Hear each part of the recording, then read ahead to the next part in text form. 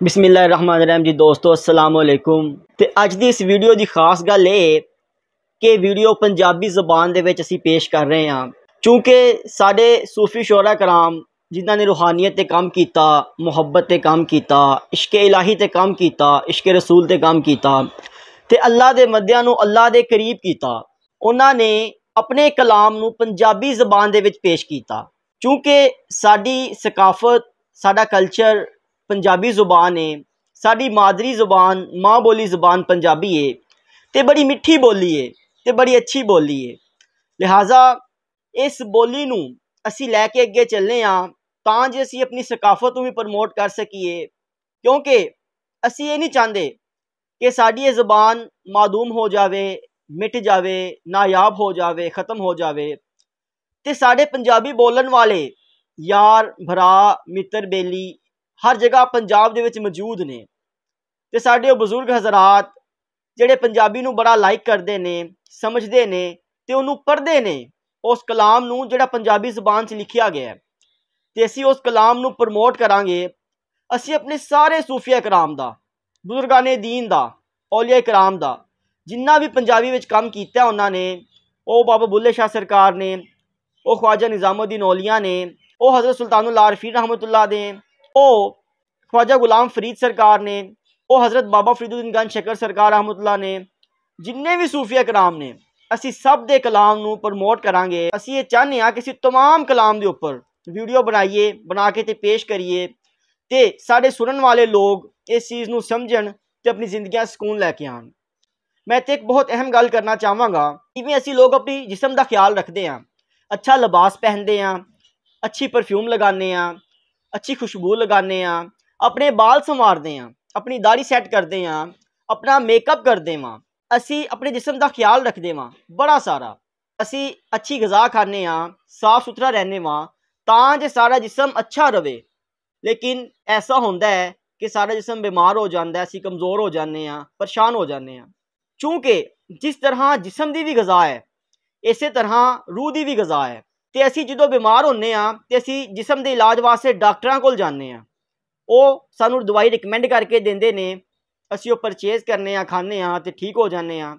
लेकिन जिस तरह जिस्म का इलाज होता है इसी तरह रूह का भी इलाज होता है, इसी तरह रूह भी बीमार हो जाती है।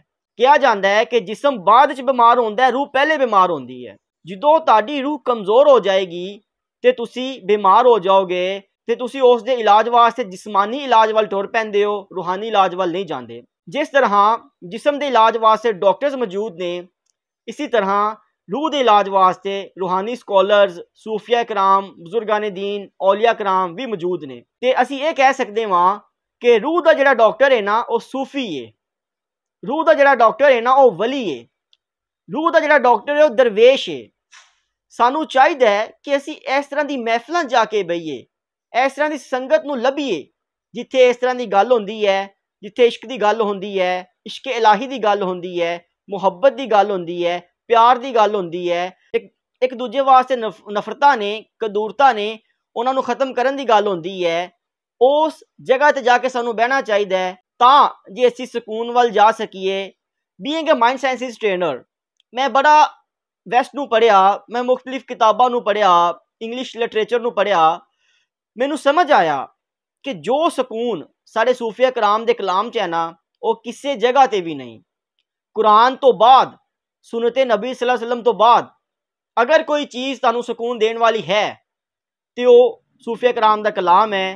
इस कलाम दे विच मोती सानू दिते गए ने ते जिन्हां ते असीं अमल करके अपनी जिंदगियां नू बदल सकते हैं, अपने नाल मुंसलिक अफराद नू भी सुकून दे विच लैके आ सकते हैं, उन्हां दी जिंदगियां नू भी बदल सकते हैं। लिहाजा जिहड़ी जगह ते भी इस तरह की संगत, इस तरह की महफिल होवे, असीं लोग जाइए उत्थे बैठिए ते गलबात सुनिए, गलबात करिए, दिल दे उबाल नू कढ़िए ते असीं सुकून च आ जाइए। Being a mind sciences trainer मैं ये तुहानू कहना चाहांगा कि जो इंसान तनहा हो जाता है, जो इंसान कल्ला हो जाता है, जो इंसान अपने नाल दे वसन वालियां नाल, अपने नाल दे वसनीकां नाल, अपने नाल दे रहन वालियां नाल लड़ पैंदा है, झगड़ पैंदा है, बोल पैंदा है, उच्चा नीवा बोल पैंदा है, फिर उन्हां नाल गल नहीं करता, लिहाजा वो चुप चुप रहिंदा है, कल्ला रहिंदा है। ते उन्हूं चाहिए कि वो इस कलाम वाल मूव करे ਤੇ ਉਹ ਡਿਪਰੈਸ਼ਨ ਚੋਂ, ਐਂਗਜ਼ਾਇਟੀ ਚੋਂ, ਸਟ੍ਰੈਸ ਚੋਂ ਨਿਕਲ ਪਵੇਗਾ।